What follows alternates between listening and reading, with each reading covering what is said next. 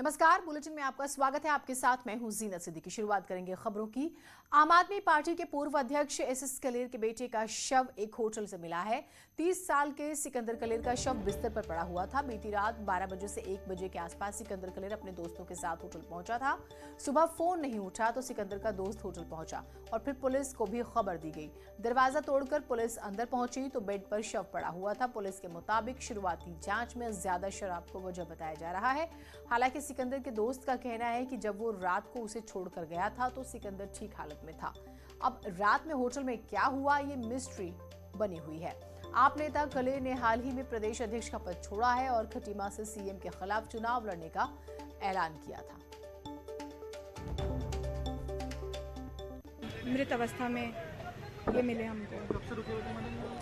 ये कल इन्होंने चेकिंग किया था।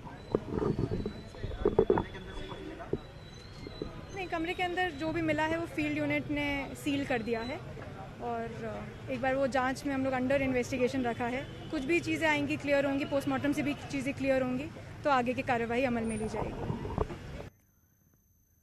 देहरादून से बड़ी खबर आ रही है। राज्य आंदोलनकारियों के लिए अच्छी खबर है। 3100 रुपए पेंशन पाने वाले आंदोलनकारियों के आश्रितों को भी पेंशन मिलेगी। मृत्यु के बाद पत्नी या फिर पति को भी पेंशन मिलेगी। राज्य सरकार ने इसके लिए शासनादेश भी जारी कर दिया है।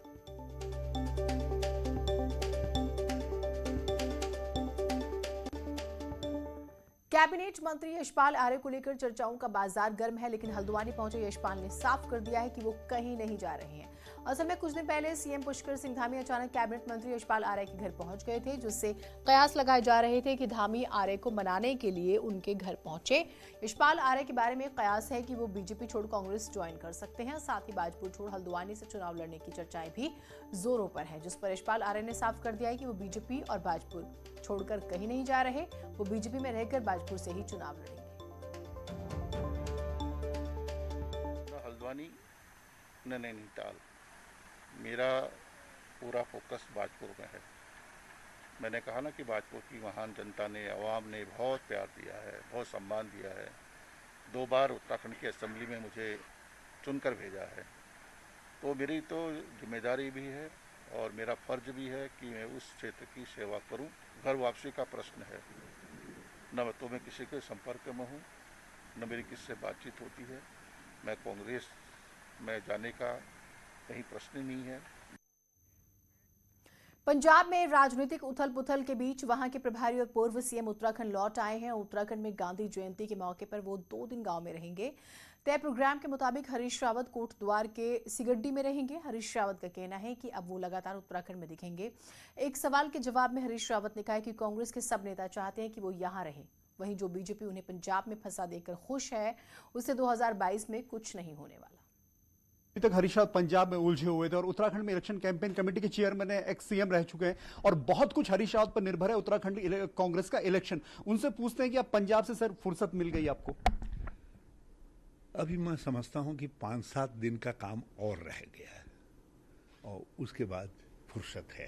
पहले मैं मान के चल रहा था कि मंत्रिमंडल के गठन के साथ मेरा काम समाप्त हो गया है, लेकिन कुछ अचानक कुछ स्थितियां आई हैं तो उससे निपट लिया जाएगा। तो उसके बाद मैं उत्तराखंड पर ही पूरी तरीके से फोकस रहूं। पर एक बड़ी चिंता इस बात को लेकर है कि आपका बहुत टाइम पंजाब में बीत चुका है, उत्तराखंड में इलेक्शन कैंपेन है, चुनाव बहुत नजदीक है, बीजेपी बहुत एग्रेसिव है, उनके मिनिस्टर आने शुरू हो गए। आपका इलेक्शन कैंपेन कहीं बहुत सुस्त है क्योंकि आप यहाँ पे हैं ही नहीं। नहीं, ऐसा नहीं है। अभी हमारी एक बड़ी परिवर्तन यात्रा का दूसरा चरण पूरा हुआ है। तीसरा चरण अल्मोड़ा या टिहरी कहाँ से करें, अभी 1-8 दिन में हम डिसाइड कर लेंगे। तीसरा चरण शुरू होने जा रहा है। ये श्राद्धों के कारण स्थगित हुआ है और उसके बाद तीसरा चरण, चौथा चरण। तो आप हमें लगातार दिखेंगे उत्तराखंड में? हाँ, उत्तराखंड में लगातार दिखेंगे और लगातार काम करेंगे। बीजेपी इस बात से बहुत खुश है कि आप पंजाब में उलझे हुए हैं, तो उत्तराखंड बीजेपी भी खुश है और आपके कांग्रेस के अंदर के विरोधी भी खुश हैं कि वहां जितना उलझे रहेंगे यहाँ हमारे लिए राहत रहेगी। इस पे आपका क्या कहना है? नहीं, ऐसा नहीं है। पार्टी के सब लोग चाहते हैं कि साथ रहे और साथ सबको अच्छा लगता है। रहा भाजपा का सवाल, भाजपा कुछ भी सोच ले, कुछ भी समझ ले, देखिए उनकी पारी खत्म है। जिस तरीके से उन्होंने उत्तराखंड को छाला है इन 5 साल, अब उत्तराखंड की बारी है कि इस छलने का बदला ले। तो उत्तराखंड भाजपा को पराजित करके बदला लेगा। उनका आईटी सैलाब पे लगातार हमला हो रहा था। कल उन्होंने कार्टून उजाड़ बल्द करके एक कार्टून भी बनाया। आपने आज उस उजाड़ बल्द पे एक अपना कमेंट भी किया कि निशाना किस पे है सर आपका? भाजपा ने उजाड़ू बल्दों का अस्तित्व स्वीकार कर लिया कि उजाड़ू बल्द है, और अब तो मुहर भी लगा दी। अब हरीश रावत ने जिस कर्मकार बोर्ड का जिक्र किया, करीब 1 साल की तनातनी के बाद सरकार ने उसी बोर्ड के अध्यक्ष शमशेर सत्याल को हटा दिया। सत्याल को हटाने के लिए लेबर मिनिस्टर हरक सिंह रावत ने मूंछों की लड़ाई बना लिया था इसे। राजधानी देहरादून में इस ऑफिस बिल्डिंग को देखिए। ये उत्तराखंड के हजारों मजदूरों की जिंदगी सुधारने का दावा करने वाले कर्मकार कल्याण बोर्ड का दफ्तर है। 300 करोड़ के बजट वाले बोर्ड का अध्यक्ष यूं तो डिपार्टमेंटल मिनिस्टर होता है, लेकिन पिछले साल अक्टूबर में सीएम रहते त्रिवेंद्र रावत ने मंत्री को हटाने के बाद एक पुराने भाजपाई शमशेर सत्याल को बैठा दिया। बदले में मंत्री हरक सिंह रावत ने बोर्ड के नए अध्यक्ष को हटाने के लिए खूब जोर लगाया और ये मुराद अब जाकर पूरी हुई। नहीं, ये तो सामान्य एक प्रक्रिया है कि किसी को कहीं हटाना रखना, ये तो क्योंकि सरकार किसी को जिम्मेदारी देती है तो वो समय के हिसाब से जिम्मेदारी हट भी जाओ, तो एक सामान्य प्रक्रिया। दरअसल झगड़ा तब शुरू हुआ जब बोर्ड के बजट में गड़बड़ी की खबरें आई। तब सीएम रहे त्रिवेंद्र रावत ने मंत्री को हटाकर अपने करीबी शमशेर सत्याल की अध्यक्ष पद पर तैनाती कर दी। गड़बड़ी की फाइलें खुली और खुलती ही चली गई। मंत्री ने इसे अपनी मूंछ का सवाल बना लिया। हंगामा बरपा, बयानबाजी हुई। इस बीच सीएम भी 2 बार बदल गए, लेकिन मंत्री का इंतजार खत्म हुआ बुधवार रात को। अब कांग्रेस सरकार की मंशा पर उंगली उठा रही है। इसकी जो है उच्च स्तरीय जांच होनी चाहिए ताकि वास्तविकता जो है सबके सामने आए। एक संशय की स्थिति है, एक भ्रम की स्थिति पैदा कर दी है कि कर्मकार बोर्ड में जो है बड़े व्यापक स्तर पर अनियमितताएं हुई, और उसका परिणाम आपके सामने कि मंत्री और क्या नाम है जो अध्यक्ष है उनमें जो है लगातार खींचतान होती रही है। चुनाव का माहौल है। मंत्री हरक सिंह लगातार अपने बयानों से हमलावर है। 2 दिन पहले उन्होंने उत्तराखंड के नेताओं को नालायक बताया था, तो इससे पहले पूर्व सीएम त्रिवेंद्र रावत को जेल जाने से बचाने का दावा किया था। अब ऐसे में माना जा रहा है कि सत्याल को हटाकर सरकार ने हरक के तेवर ठंडा करने की कोशिश की है। सुनील नवप्रभात, न्यूज़ 18 देहरादून। बीजेपी अपने सभी फ्रंटल संगठनों की कार्य समितियों की मीटिंग बुला चुकी है। 2 दिन पहले ही बीजेपी ने अपनी चुनाव प्रबंधन कमेटियां घोषित की हैं। बीजेपी अपने सभी 33 चुनाव प्रबंधन कमेटियों को एक्टिव करने जा रही है। इसके लिए अक्टूबर के दूसरे हफ्ते में कमेटी में शामिल सभी सीनियर लीडर की मीटिंग बुलाई जा रही है। ये कमेटियां विपक्ष के लिए बड़ी चैलेंजिंग साबित हो सकती है। सांसद अजय भट्ट, पूर्व सीएम विजय बहुगुणा, त्रिवेंद्र रावत वाली विशेष संपर्क कमेटी का काम ही विपक्षी खेमे में सेंधमारी का होगा। अपने जितनी समिति चुनाव से संबंधित है, मीडिया की है, सोशल मीडिया की है, अलग अलग उसका ग्रुप चलाने की है, तो वो सारी हमने इसी रूप में बनाई है। और मैं समझता हूँ कि चुनाव प्रबंधन में इस प्रकार की समिति बनाकर काम करना, ये कहीं ना कहीं चुनाव में गति देने के साथ साथ और अपना एक बहुत बड़ा प्रभाव चुनाव के जीतने में इसका रहेगा। प्रधानमंत्री नरेंद्र मोदी के दौरे के साथ बद्रीनाथ केदारनाथ में कामों का शिलान्यास और लोकार्पण होने की उम्मीद है, लेकिन इसी तैयारी को लेकर कांग्रेस ने नया सवाल खड़ा कर दिया है। चुनावी साल में केदारनाथ में पूरे हुए कामों के लोकार्पण की तैयारी है। वहीं बद्रीनाथ धाम में मास्टर प्लान के कामों का शिलान्यास होना है, लेकिन कांग्रेस ने दोनों ही धामों में काम से पहले नाम की राजनीति पर सवाल खड़े किए हैं। प्रदेश कांग्रेस अध्यक्ष का कहना है कि उत्तराखंड बीजेपी के नेता भगवान के धाम में भी अपने नाम चस्पा करने से नहीं चूकते, जबकि भगवान के धाम में सिर्फ भगवान का नाम काफी है, किसी नेता का नहीं। धामों में और मंदिरों में किसी व्यक्ति का नाम नहीं, बल्कि वहाँ के आराध्य देवों का नाम होना चाहिए, मैं ऐसा मानता हूं। लेकिन इनकी ये सोच है कि ये अपना नाम चिपकाते हैं।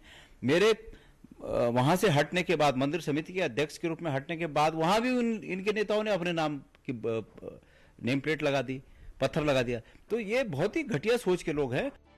साल 2017 में केदारनाथ में शिलापट में नाम को लेकर बीजेपी नेताओं में तनातनी साफ दिखी थी, जब शिलापट में मंत्री धन सिंह रावत का नाम था और पर्यटन मंत्री सतपाल महाराज का नाम कहीं नहीं था।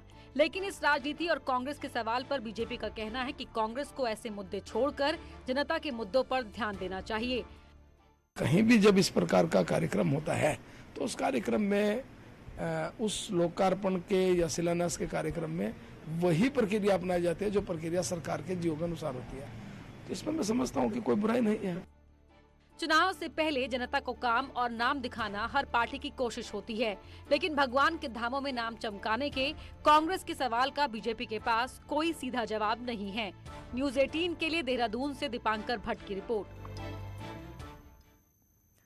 टिहरी डैम के पास अवैध रूप से बनाई गई मस्जिद के मामले में अतिक्रमण आज हटाया गया। मस्जिद के सामान को बराड़ी की मस्जिद में शिफ्ट किया जाएगा। मस्जिद में लगाया गया टीन शेड भी हटाया जा रहा है। मस्जिद कमेटी से जुड़े लोग खुद ही अतिक्रमण हटा रहे हैं। प्रशासन और मस्जिद कमेटी के साथ हुई मीटिंग में ये फैसला भी लिया गया। वहीं वसी जमा मस्जिद इंतजामिया कमेटी के अध्यक्ष मोहम्मद उस्मान ने कहा है कि राष्ट्रहित और शांति व्यवस्था को देखते हुए ये फैसला लिया गया है। हालांकि विवादित मस्जिद का मामला अभी अल्पसंख्यक आयोग में लंबित है।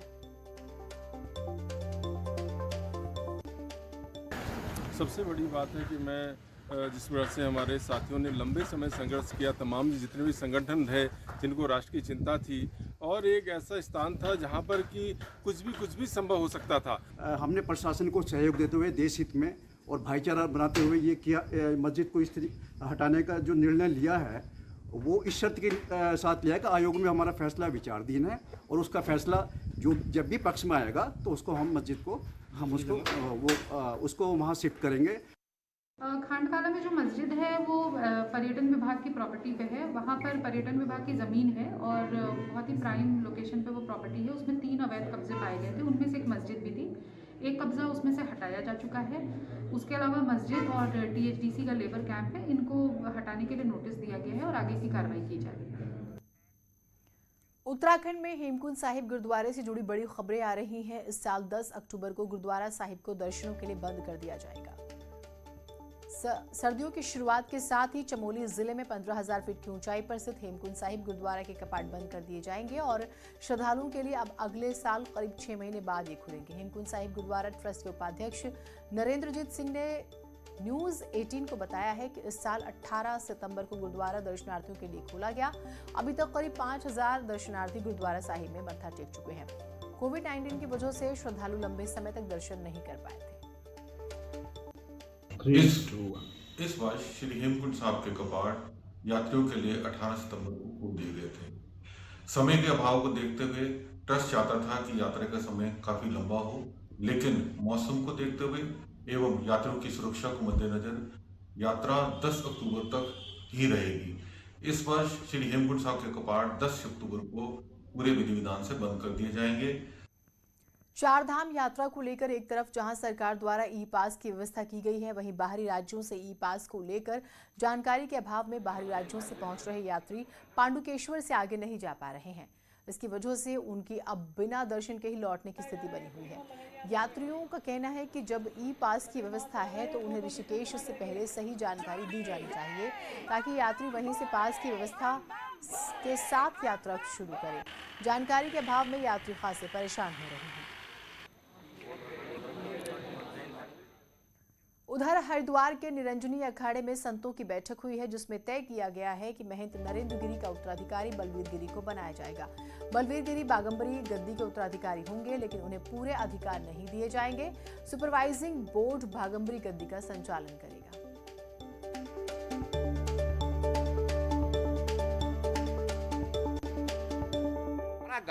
हमारी वसीयत होती है, उस हिसाब से वसीयत को नहीं लिखा गया है, परंतु हमें जो भी वसीयत लिखी गई उसको मानना है, क्योंकि उसमें जिसका भी नाम दिया उसको हमें मानना पड़ेगा। उसके अलावा हमारे अखाड़े का जो नियम है वो ये है कि हमें एक बोर्ड का गठन करना है। वो बोर्ड जो है जो मठ मंदिर उसकी निगरानी करेगा, ताकि ऐसा जो हमारा वो होने वाला महंत वहाँ बैठेगा वो ऐसा कोई कार्य न करे जो समाज के विपरीत हो, जो धर्म के विपरीत हो। वो जो जैसे आपको मैं ये बताऊं कि कहीं भी किसी व्यक्ति को स्वतंत्र नहीं रखना चाहिए। 20 सितंबर को प्रयागराज में श्री पंचायती निरंजनी अखाड़े के महंत नरेंद्र गिरी के कथित सुसाइड मामले में मुख्य आरोपी आनंद गिरी को सीबीआई की टीम हरिद्वार लेकर आ गई, जहां सीबीआई की टीम को कई महत्वपूर्ण दस्तावेजों के साथ एक लैपटॉप भी मिला था। 20 सितंबर को महंत नरेंद्र गिरी की कथित आत्महत्या के सुसाइड नोट पर महंत आनंद गिरी का नाम दर्ज होने के बाद 9 दिनों में सीबीआई की टीम उत्तराखंड के हरिद्वार पहुंची, जहां टीम ने आनंद गिरी के साथ उनके नवनिर्माणाधीन आश्रम को भी खंगाला।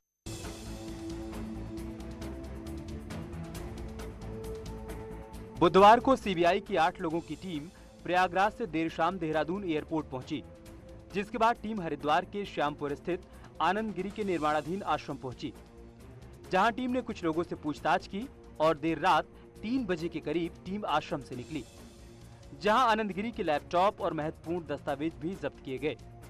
वहीं गुरुवार को सीबीआई ने आनंद गिरी के करीबियों से भी पूछताछ की। सीबीआई की टीम आनंद गिरी को इसी नवनिर्माणाधीन आश्रम जो कि आनंद गिरी का यहाँ पे बन रहा था उसी में लेके आई थी, क्योंकि HRDA Haridwar Roorkee development authority ने इस आश्रम को सील किया था। इस आश्रम की सीलिंग कल रात को खोली गई है। सीबीआई की टीम ने करीब 7.5 घंटे इस आश्रम के अंदर गुजारे हैं, जहां सीबीआई की टीम को एक लैपटॉप आनंद गिरी का जो बताया जा रहा है, साथ ही आनंद गिरी के से जुड़े लोगों को भी सीबीआई की टीम ने पूछताछ के लिए इस आश्रम में बुलाया था। मामले में महामंडलेश्वर निरंजनी अखाड़े के आचार्य कैलाशानंद का कहना है कि वो हर किसी जांच एजेंसियों के साथ पूर्ण रूप से कोऑपरेट कर रहे हैं। जो भी जांच एजेंसियों का साथ नहीं देगा उसे अखाड़े से बाहर कर दिया जाएगा। कोई भी व्यक्ति यदि उस जांच के दायरे में आएगा, किसी भी प्रकार के आरोप किसी भी व्यक्ति पे लगेंगे, तो वो केवल दंड का भागी नहीं है, उसे संत समाज और अखाड़ा परंपराओं से निष्कासित कर दिया जाएगा। सीबीआई जांच में सबसे अहम कड़ी लैपटॉप माना जा रहा है, लेकिन कई सवाल आज भी उठ रहे हैं। सवाल ये कि जिस दिन आनंद गिरी को एसटीएफ यूपी ले गई, उसके 3 दिनों तक आश्रम में कई लोगों का आना जाना लगा रहा, जिसके बाद आश्रम को सील किया गया, जिसके बाद आश्रम में लगे सीसीटीवी का डीवीआर भी लापता है। महंत नरेंद्र गिरी सुसाइड मामले में मुख्य आरोपित आनंद गिरी के साथ सीबीआई की टीम हरिद्वार में करीब 16 घंटे रुकी, जिसमें आनंद गिरी का लैपटॉप और आनंद गिरी से जुड़े लोगों से सीबीआई की टीम ने पूछताछ भी की, जो कि सुसाइड मामले में एक अहम भूमिका मानी जा रही है। कैमरा पर्सन भरत शर्मा और अपने सहयोगी पुलकित के साथ मैं सत्येंद्र बर्तवाल, न्यूज़ 18 हरिद्वार। एक छोटा सा ब्रेक ले रहे हैं, कहीं मत जाइएगा।